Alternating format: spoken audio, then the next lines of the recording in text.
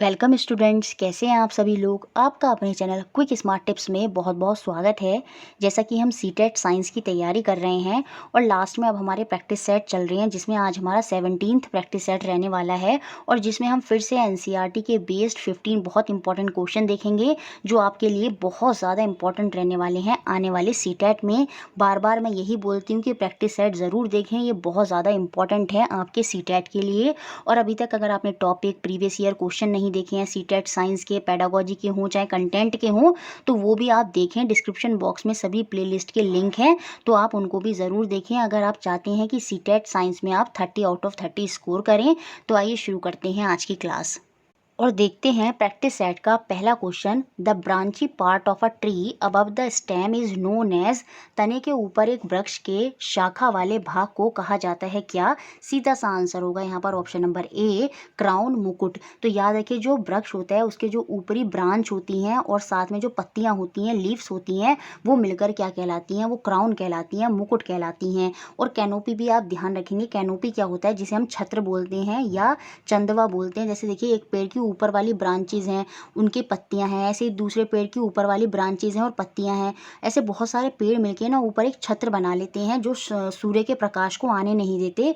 तो वो जो छत्र बन जाता है वही आपका कैनोपी होता है। तो उस केस में कैनोपी होगा। वैसे जो अबव पार्ट ऑफ स्टेम है वो क्या कहलाता है, आपका क्राउन कहलाता है, मुकुट कहलाता है। तो ऑप्शन नंबर ए यहाँ पर सही है। Next question, question number second, which among the following forest animal is the smallest. निम्नलिखित में से कौन सा वन जानवर सबसे छोटा है। एनसीईआरटी क्लास 7th में इनके बारे में बताया और वहीं से क्वेश्चन दिया है। सबसे पहले फोक्स लोमड़ी, ये तो काफ़ी बड़ी होगी। बोर सुअर, ये भी बड़ा होगा। और बाइसन तो काफ़ी बड़ा होता है, ये आपका जंगली भैंसे की तरह होता है। आप नेट पर सर्च कर सकते हैं, बाइसन को देख सकते हैं कैसा वो होता है। पॉर्क्यूपाइन जो होता है ना, शाही जो होता है, ये यहाँ पर सबसे छोटा होगा। क्यों? क्योंकि नेवले और चूहे की तरह होता है, काफ़ी बड़ा होता है। वैसे इस चूहे से तो काफ़ी बड़ा होता है और इसके ऊपर काफ़ी क्या होते हैं, सीधे खड़े बाल होते हैं। तो आप नेट पर भी देख सकते हैं। लेकिन ये पॉर्क्यूपाइन जो है ना, ये छोटा होता है। तो यहाँ पर जो आंसर होगा, कौन सा फॉरेस्ट एनिमल सबसे स्मॉलेस्ट है, option number D, porcupine shahi. Next question, question number 3, on which of the following day is world water day observe. विश्व जल दिवस निम्नलिखित में से किस दिन मनाया जाता है। एनसीईआरटी की क्लास 7th में इसके बारे में बताया है। तो ये क्वेश्चन बन सकता है। याद रखिए, किस दिन मनाया जाता है, 22 मार्च। तो ऑप्शन नंबर ए यहाँ पर बिल्कुल सही हो जाएगा।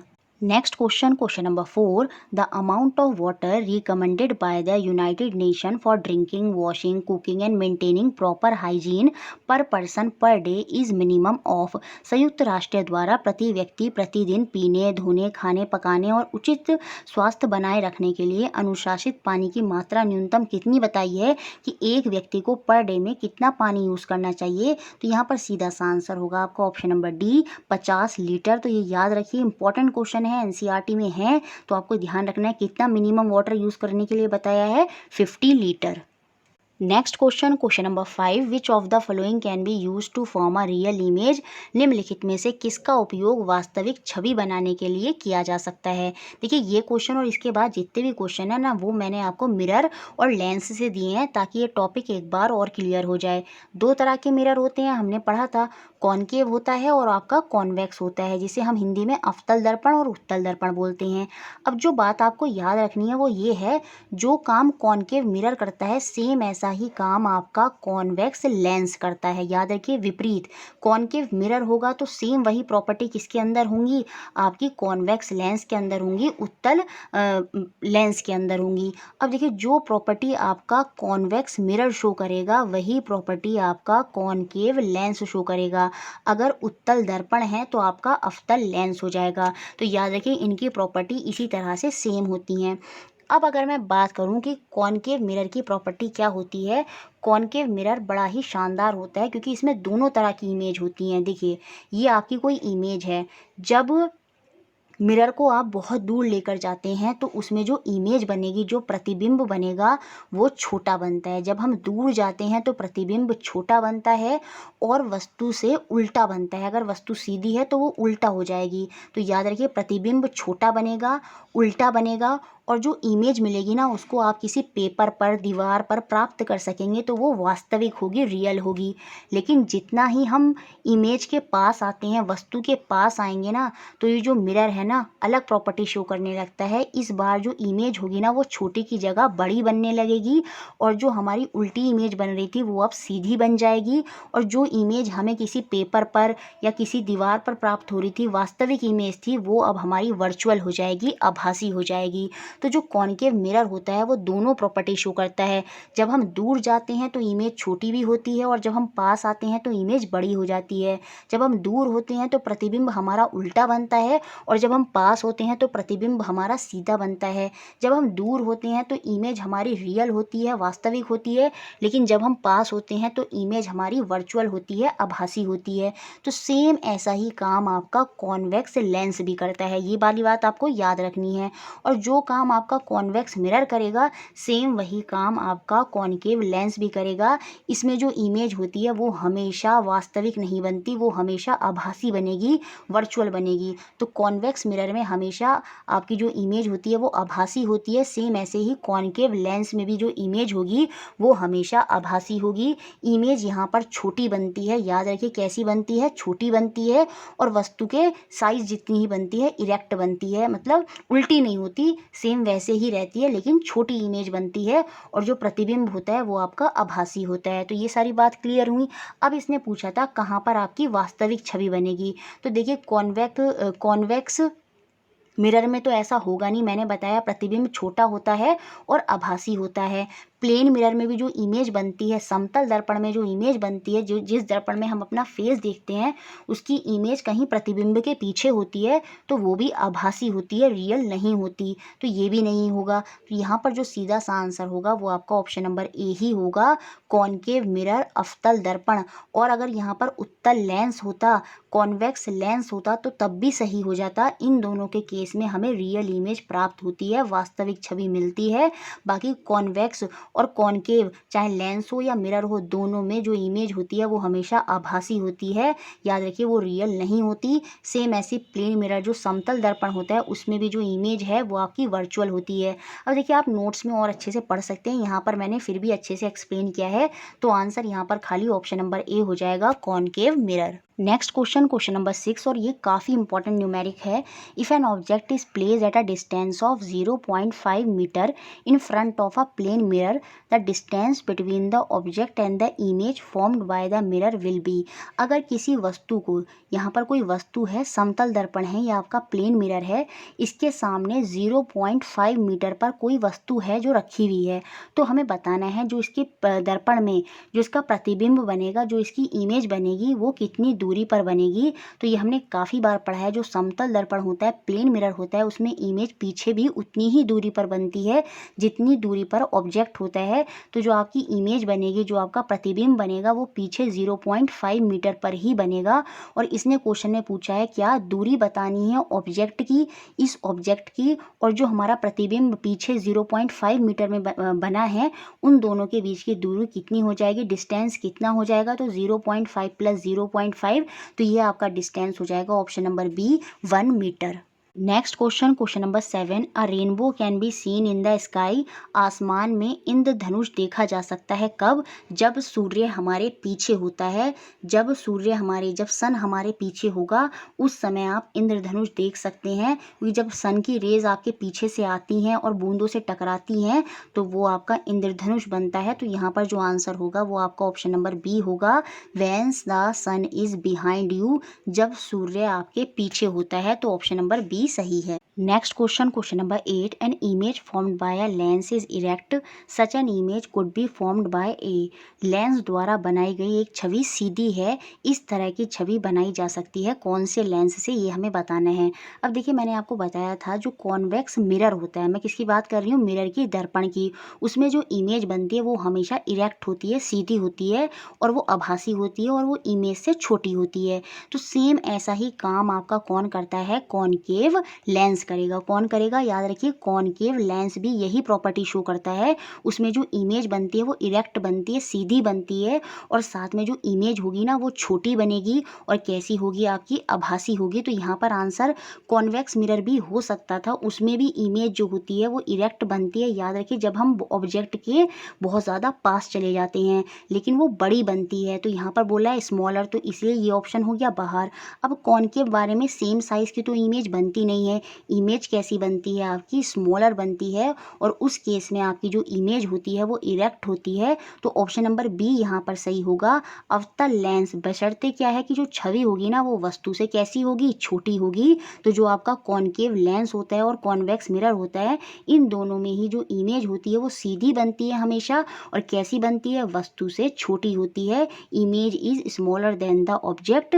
तो ऑप्शन नंबर बी यहाँ पर बिल्कुल सही है। Next question, question number 9, you are provided with a convex mirror, concave mirror, convex lens, concave lens, you will get an inverted image from. आपको उत्तल दर्पण, उत्तल लेंस और अवतल लेंस प्रदान किया जाता है। किससे आपको उल्टी छवि प्राप्त होगी ये हमें बताना है। अभी मैंने आपको बताया था जो आपका कॉनकेव मिरर होता है, जो आपका अवतल दर्पण होता है, उसमें जब हम ऑब्जेक्ट को वस्तु से काफ़ी दूर लेके जाते हैं तो जो उसमें इमेज बनती है वो छोटी बनती है और साथ में उल्टी बनती है, और आपकी रियल इमेज भी बनती है। तो यहाँ पर उल्टी इमेज की, इन्वर्टेड इमेज की बात हो रही है, तो वो आपकी कॉनकेव मिरर में बनेगी। और सेम उसी तरह की प्रॉपर्टी कौन करता है? आपका कॉन्वेक्स लेंस करेगा। तो यहाँ पर जो आंसर हो जाएगा वो आपका ऑप्शन नंबर सी हो जाएगा। Next question, question number 10, an erect and enlarge image can be formed by. एक सीधी और बड़े चित्र का निर्माण किया जा सकता है किसके द्वारा? देखिए इरेक्ट इमेज जो बनती है वो आपकी प्लेन मिरर में भी बनती है, वो आपकी कॉनकेव मिरर में भी बनती है, और वो आपकी कॉन्वेक्स मिरर में भी बनती है। लेकिन जो बड़ी इमेज है, एनलार्ज इमेज है ना, ये खाली आपकी कॉनकेव मिरर में ही बनती है। कॉन्वेक्स मिरर में जो इमेज होती है वो हमेशा छोटी होती है। अभी हमने पीछे देखा था, तो ये बाहर हो जाएगा। ऐसे ही प्लेन मिरर में जो इमेज होती है ना वो छोटी होती है ना वो बड़ी होती है, वो वस्तु के आकार की समान साइज की होती है। तो इसलिए प्लेन मिरर भी बाहर हो गया। लेकिन अगर मैं कॉनकेव मिरर की बात करूं, अवतल दर्पण की बात करूं, तो जब हम ऑब्जेक्ट के बहुत ज़्यादा पास आते हैं उस केस में इमेज सीधी बनती है, इरेक्ट बनती है, और वस्तु से काफ़ी बड़ी बनती है, एनलार्ज बनती है, मैग्नीफाइड बनती है। तो ऑप्शन नंबर बी यहाँ पर बिल्कुल सही है। Next question, question number 11, state which of the following statement is correct. निम्नलिखित में से कौन सा कथन सही है ये हमें बताना है। A concave lens can be use to produce an enlarge and erect image. एक अवतल लेंस का उपयोग बड़ा और सीधा चित्र बनाने के लिए किया जा सकता है। देखिए मैंने आपको बताया था जो कॉन्वेक्स मिरर होता है और जो कॉनकेव लेंस होता है उसमें जो इमेज बनती है वो हमेशा छोटी बनती है, इरेक्ट बनती है, और आपकी आभासी होती है, तो वो कभी भी एनलार्ज नहीं होती। तो ये ऑप्शन हो गया गलत। A convex lens always produce a real image. जो आपका कॉन्वेक्स लेंस होता है, उत्तल लेंस होता है, वो हमेशा वास्तविक छवि का निर्माण करता है। जी नहीं, वास्तविक भी करता है, और जब हम पास जाते हैं तो कैसी इमेज आती है? उस समय हमारी आभासी भी होती है, वर्चुअल भी होती है, क्योंकि जो कॉन्वेक्स लेंस होता है वो बिल्कुल कॉनकेव मिरर की तरह कार्य करता है, और उसमें दोनों इमेज बनती हैं। जब हम दूर होते हैं तो आपकी रियल होती है, वास्तविक होती है, लेकिन जब हम पास होते हैं तो आपकी इमेज कैसी होती है? आभासी होती है, वर्चुअल होती है। तो ये बात कर रहा है खाली रियल बनेगी, नहीं, हमेशा रियल नहीं बनती। पास जाते हैं तो वो आभासी भी होती है। तो ये भी हो गया गलत। An object can be seen only if it emit light. एक ऑब्जेक्ट तभी देखा जा सकता है जब उसमें से प्रकाश निकलता है। जी नहीं, जब किसी वस्तु पर जिसमें से प्रकाश नहीं, लाइट नहीं भी निकल रही है, उस पर अगर प्रकाश गिरता है तो आपको वो ऑब्जेक्ट दिखाई दे जाता है। रिफ्लेक्ट होने के बाद वो आपकी आंखों तक पहुंचता है। तो ऐसा ज़रूरी नहीं है कि हमेशा उस ऑब्जेक्ट में से ही लाइट निकले। कहीं दूर से भी लाइट आ रही है और उस ऑब्जेक्ट पे पड़ रही है, तब भी वो रिफ्लेक्ट होकर आपकी आंखों में आएगा और आपको वो ऑब्जेक्ट दिख जाएगा। तो ये भी इसलिए गलत है। तो ऑप्शन नंबर सी ही यहाँ पर बिल्कुल सही है। The size of an object and it image formed by a concave mirror are always interchange. जब किसी वस्तु के जो किनारे होते हैं और उसकी जो छवि बनती है अवतल दर्पण के द्वारा, वो बदल जाती है, इंटरचेंज हो जाती है। ये बात बिल्कुल सही है। जब हम दूर होते हैं तो छोटी होती है, पास होते हैं तो बड़ी होती है, आभासी होती है, रियल होती है, तो वो इंटरचेंज होती रहती है। ये बात बिल्कुल सही है। तो ऑप्शन नंबर सी ही यहाँ पर बिल्कुल सही है। Next question number 12, state which of the following statement is incorrect. निम्नलिखित में से कौन सा कथन गलत है ये हमें बताना है। The inner surface of a steel spoon act as an concave mirror, ये हमने पढ़ा भी है नोट्स में। स्टील चम्मच की जो आंतरिक सतह होती है वो अवतल दर्पण की तरह कार्य करती है। जी हाँ, जो स्टील की चम्मच होगी उसकी जो अंदर वाली सतह होगी वो बिल्कुल कॉनकेव मिरर की तरह ही कार्य करती है। तो ये बात हो गई सही, और ये बात अब आप ध्यान भी रखेंगे। The outer shining surface of a round bottom steel bowl act as a convex mirror।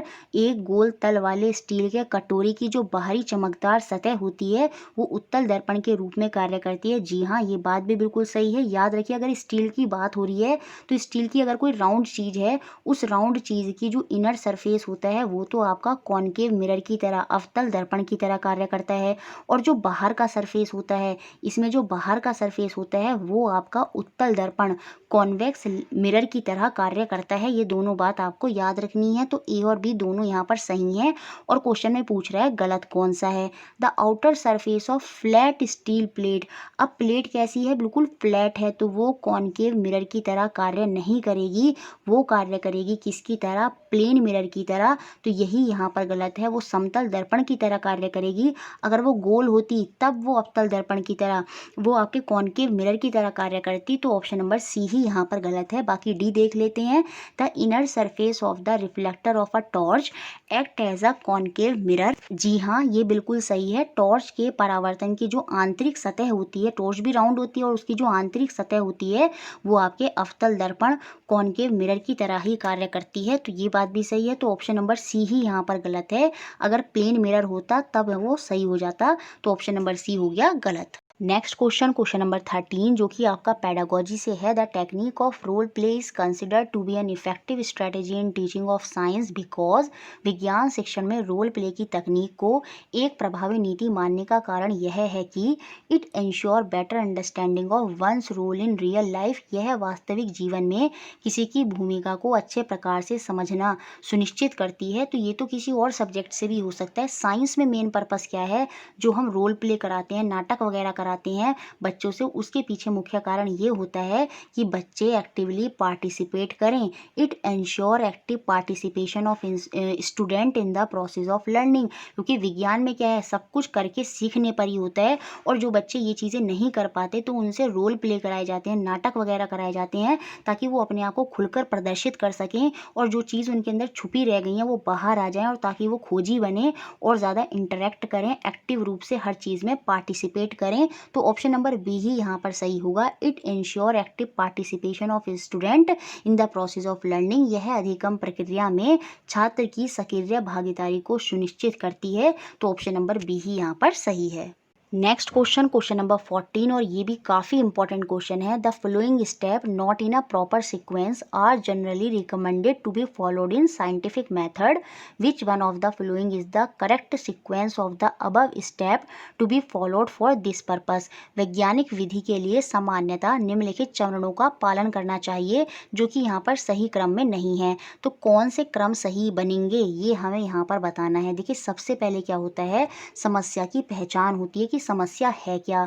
Identification of problem सबसे पहले आएगा।